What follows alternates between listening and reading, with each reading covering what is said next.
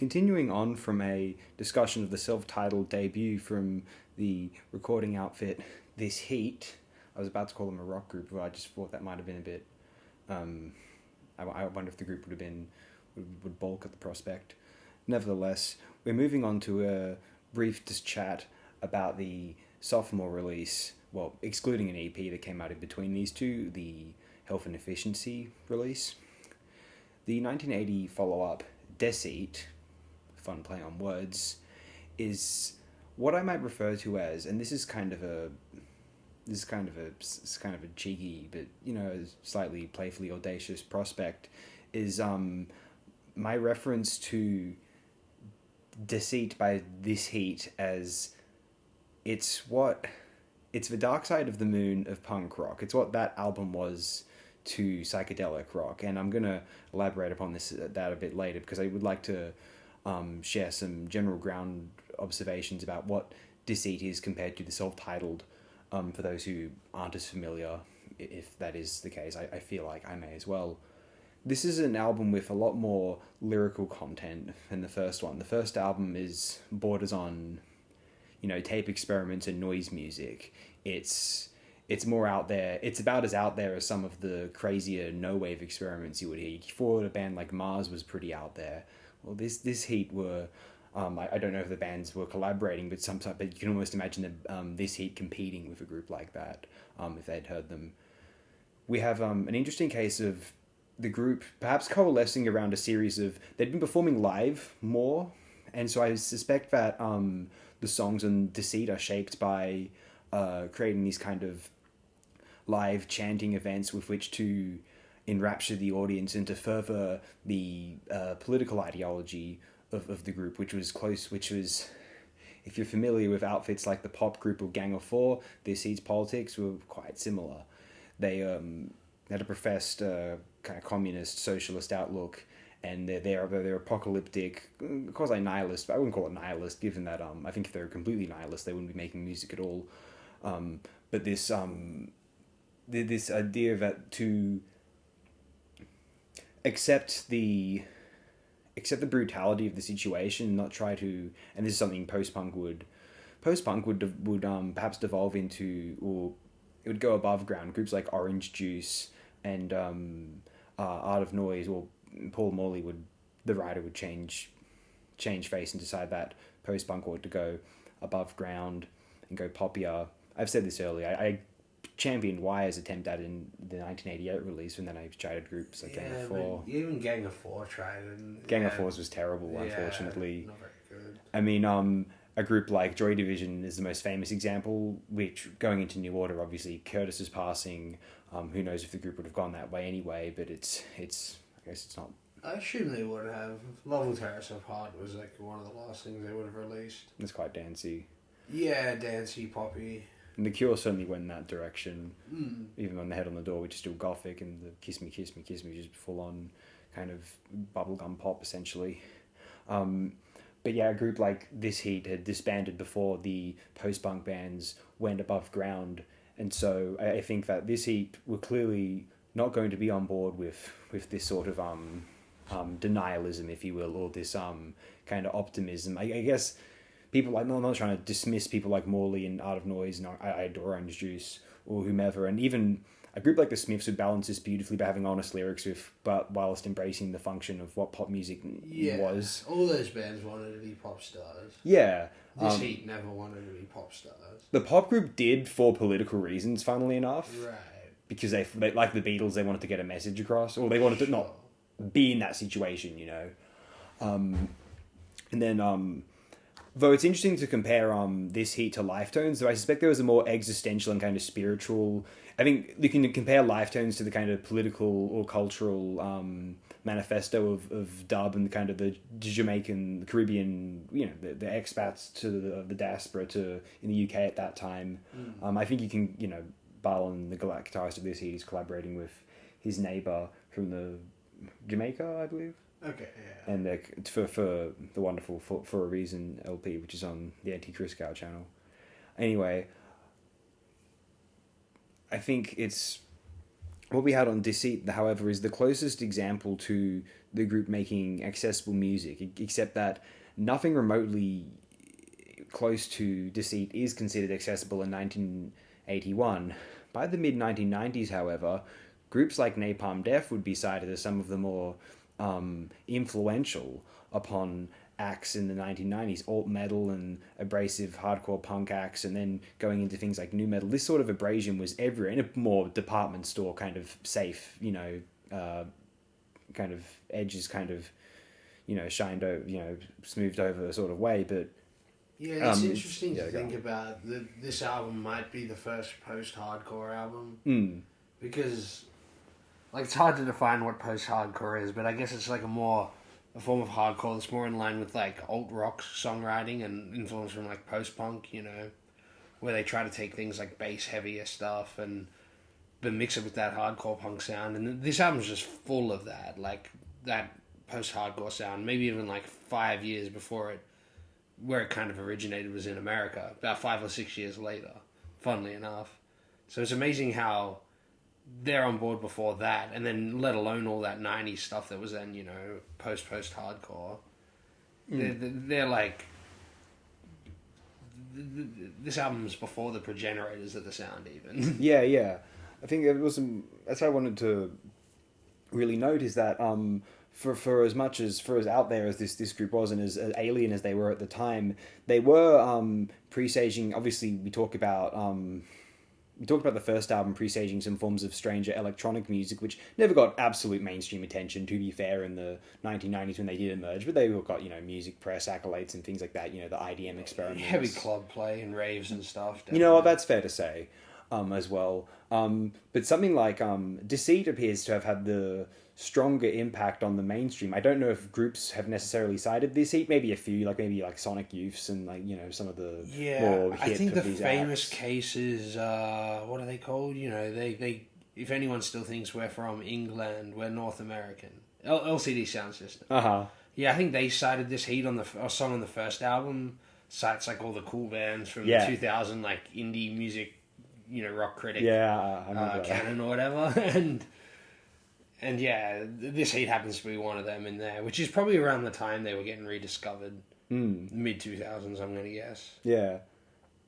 That's a really interesting act. Yeah, because I can't help but feel that whether they were cited or not by some of the hipper or rather more successful of these 1990s kind of extreme or abrasive rock / metal / hardcore / punk acts, I think it's fantastic to think about how this group was approaching it from a totally it was kind of in a primal start music again sense rather than a shock tactic sense, and I think it comes across all the more interesting. And I would implore, I'm going to bring it back to the Dark Side of the Moon thing in a moment, I would implore those who've had a kind of maybe something up, there's been a certain barrier against one's appreciation of punk rock or the more abrasive and garage forms of rock music from the later 70s onwards, and prefer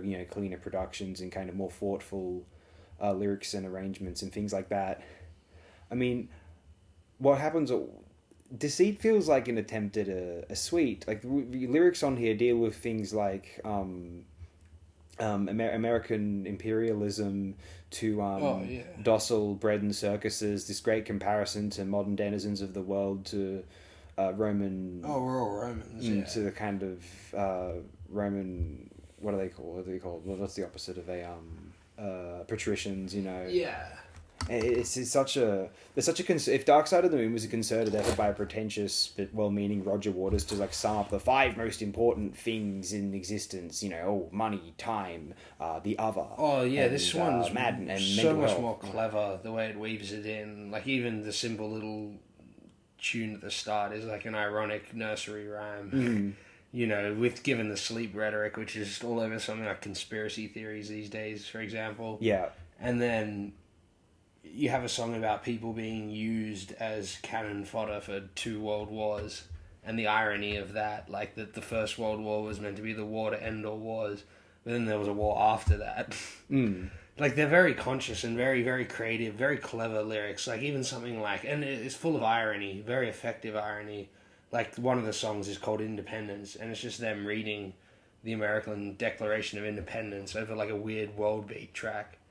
And it's literally just to illuminate the hypocrisy of the modern, well, to them, what was modern, but it still applies to this day, I think. You know, this is in the Thatcherian sort of environment and Reagan environment that these authority figures and these institutions of authority didn't even embody their own beliefs or their foundational, you know, beliefs.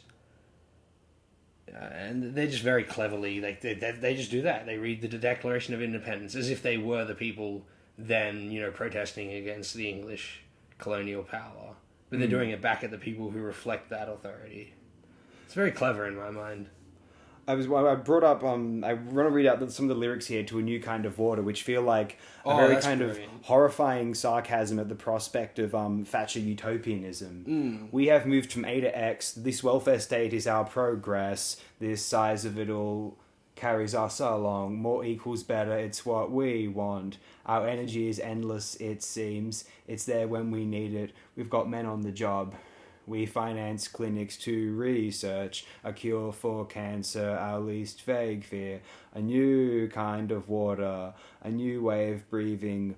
Always somehow, a wonder cure all turns up when we need it. We've got men on the job. This kind of like Thatcherism's faith in the free market and it's also kind of probably having a go at, like, we saw the UK was well and familiar with the Labour Party's inefficiency to get anything done throughout the 1970s, power cuts and blackouts infamously, and the kind of failures of the post-war Clement Attlee kind of welfare state, and then it seems to be this dual attack on both sides of the political spectrum, expecting this expecting the resources of everyone pulled together through the members of parliament to just result in, you know, them just finding the right people for the job, like they're machines or something. It's just such a, you know, it's so biting. It's such a kind of a heartbreaking piece about the failure of the post-war consensus in the UK.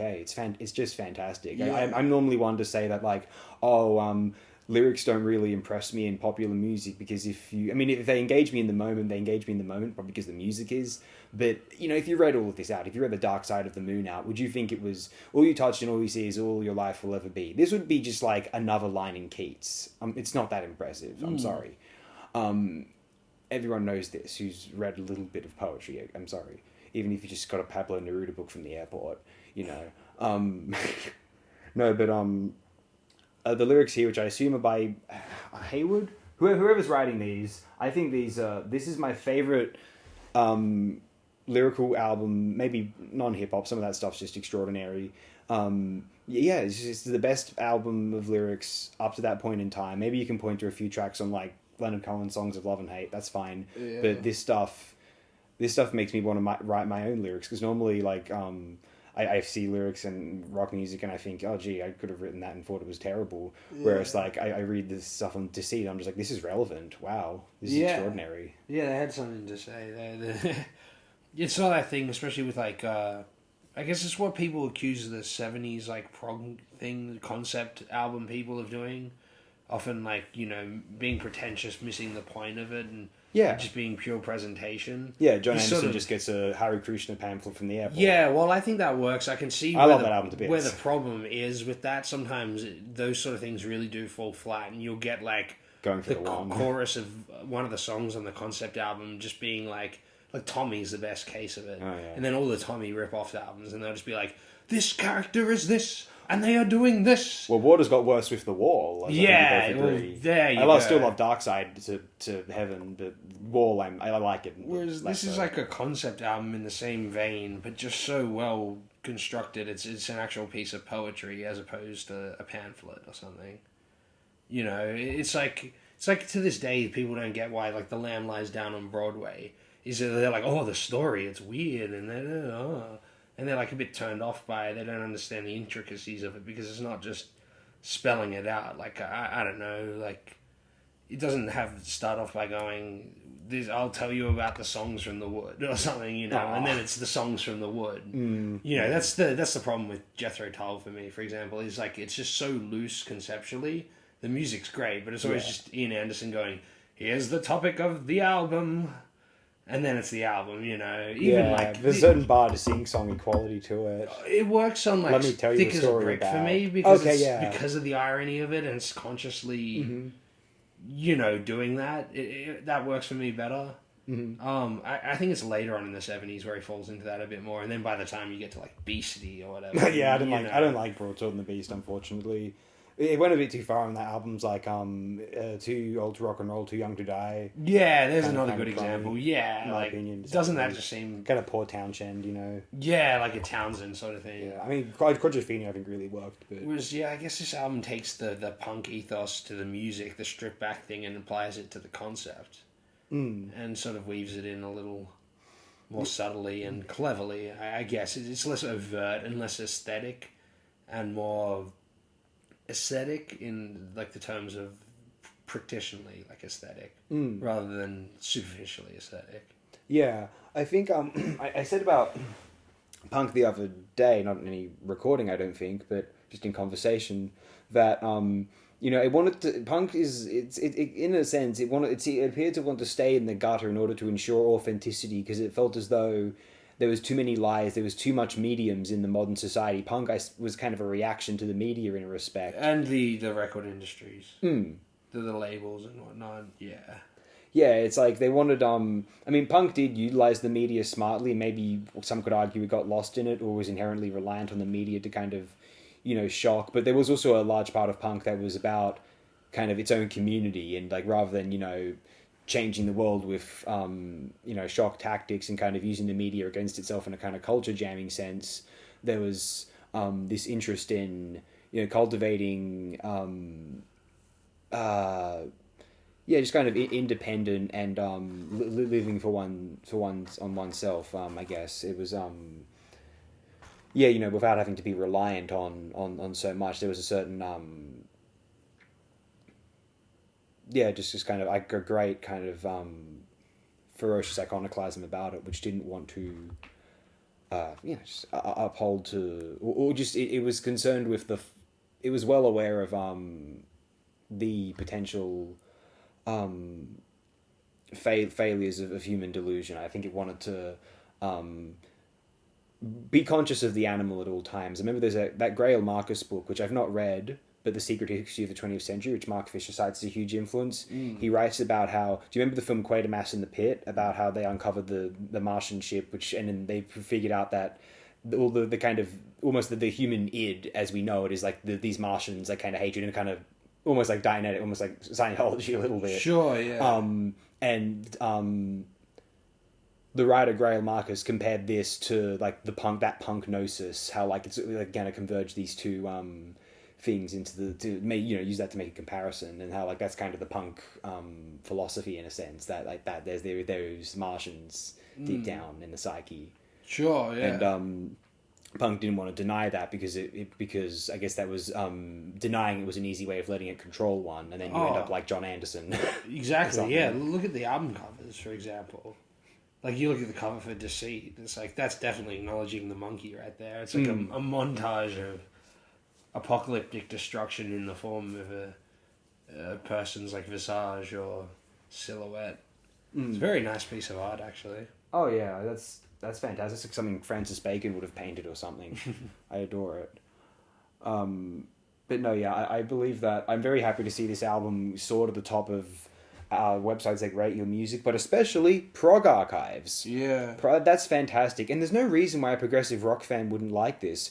If you like to... someone who likes Tool or something like that. Yeah, definitely. But even old school prog fans, and by old school prog fans, or especially if you're into... I said this in the previous Deceit video, I don't mean to repeat myself, but just in case you are here and you haven't seen that, Henry Cow, RIO stuff, Arksak Mabul, Universe Zero, Art Zoid, Art Bears... I think this sort of, Fred Frith's solo work, if you like Speechless, you'd love this heat, I imagine. Like, Fred Frith's Speechless is fucking out there, if I've ever heard an out there album. Yeah. Like, this heat's good stuff as well. Certainly if you're into the Residents, there's I'm sure you're already aware of this heat and you're open-minded. If you're open-minded to the Residents, you're clearly open-minded to lots of things. If you're into the Cardiacs, you'd be open-minded for anything, no doubt.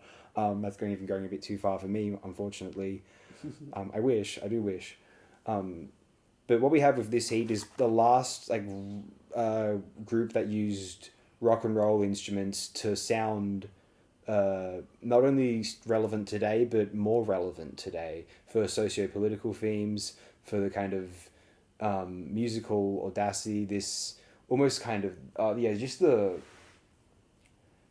starting music again. It's a prospect that so few have tried to do. I mean, we have the interesting concept of like the John Hassel thing of, let's compose music from an alien or an undiscovered culture. That's a great idea, and like Visible Cloaks took that up, and I wish it was taken up by Hans Zimmer for Dune Part 1, but alas, it wasn't.